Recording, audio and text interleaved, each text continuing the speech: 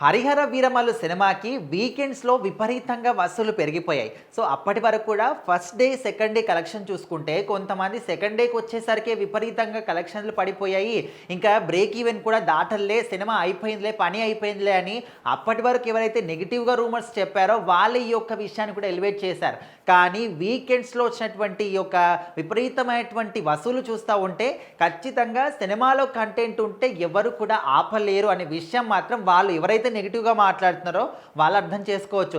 అంటే పవన్ కళ్యాణ్ గారి సినిమాకి ఇంత నెగటివిటీ కానీ, నెగెటివ్ రూమర్స్ కానీ, నెగెటివ్ రివ్యూస్ కానీ కొత్తేమి కాదు.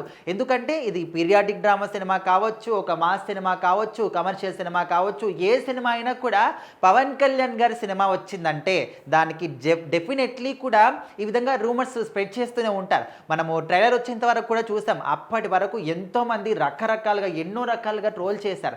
అయినప్పటికీ వన్స్ ఒక్కసారి ట్రైలర్ ఎంట్రీ ఇచ్చిన తర్వాత అప్పటి వరకు ఉన్నటువంటి రికార్డ్స్ అన్నిటినీ కూడా బ్రేక్ చేసిందనమాట. సో మరి అప్పుడు అర్థం చేసుకోవాలి పవన్ కళ్యాణ్ గారి స్టామినా ఏంటి, ఆయన ఒక్కసారి అడుగు పెడితే ఏ విధంగా ఉంటుందని చెప్పేసి. సో ఇప్పుడు కూడా సినిమా గ్రాండ్గా రిలీజ్ అయింది, ప్రీమియర్ షోస్ పడ్డాయి, ఫస్ట్ డే కలెక్షన్స్ కూడా బాగానే వచ్చాయి.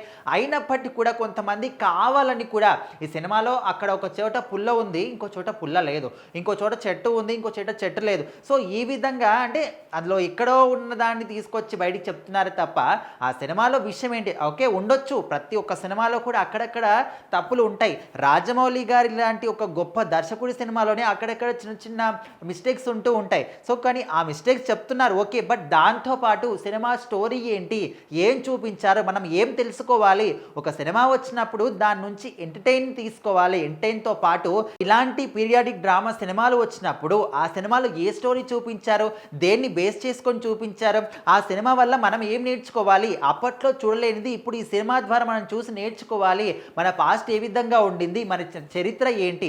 సో ఈ విషయాలు కాకుండా అక్కడ ఒక చెట్టు మిస్ అయింది, ఇక్కడ ఒక బుట్ట మిస్ అయింది, ఇక్కడ కట్టెపుల్ల ఉంది, ఇక్కడ లేదు. సో ఇట్లాంటివన్నిటి కూడా ముందుకు తీసుకొచ్చి సినిమాని నెగిటివ్గా చేస్తున్నారు. కానీ కొంతమంది సినిమాని ఎట్లా అంటే ముస్లిమ్స్లని కించపరిచే విధంగా, చిన్నచూపు చూసే విధంగా చూపిస్తున్నారని చెప్పేసి కూడా మాట్లాడుతున్నారు. కానీ ఈ ఓవరాల్ మొత్తం సినిమాలో కూడా ఏ ఒక్క చోట కూడా అసలు ముస్లిమ్స్ గురించి కానీ వాళ్ళని కించపరిచే విధంగా కానీ ఎక్కడ కూడా చూపించలేదు.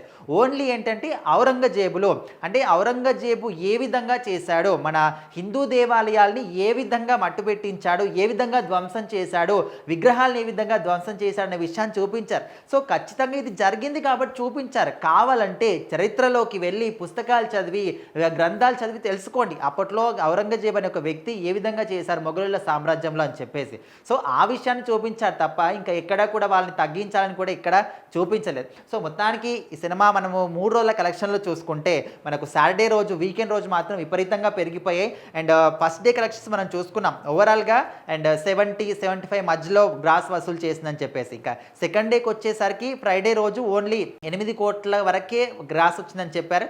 ఇంకా సాటర్డే వచ్చేసరికి అది పెరిగిపోయింది అనమాట, 9 crores ఇంకా ఎక్కువగానే గ్రాస్ వసూలు చేసింది. సో ఓవరాల్గా 3 డేస్ కలెక్షన్స్ మనం చూసుకుంటూ ఉంటే హరిహర వీరమల్లికి 91 crores ఇంకా ఎక్కువగానే గ్రాస్ వసూలు చేసింది.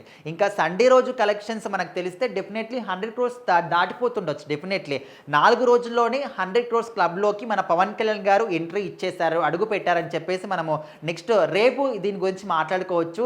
అందరూ కూడా అనుకున్నారు బ్రేక్ ఈవెన్ కూడా దాటదు ఈ సినిమా, ఇంకా ఆడదని చెప్పేసి. కాకపోతే ఇంత ఘోరమైనటువంటి నెగిటివిటీ ఉన్న టాక్లో కూడా సినిమా ఇంత మంచి వసూలు రాబడుతుందంటే మరి ఆయన స్టామినా అర్థం చేసుకోవచ్చు. ఎంత నెగిటివిటీ అన్నా ఉండని, కానీ ఫ్యాన్స్ మాత్రం సినిమా నిలబెట్టుకుంటూ ఉంటారు. అది కాకపోయినప్పటికీ ఒక సినిమాలో కంటెంట్ ఉందా, డెఫినెట్లీ ఆ సినిమా ఆడుతుందని మరొకసారి పవన్ కళ్యాణ్ గారి యొక్క హరిహర వీరమల్లు సినిమా నిరూపించింది.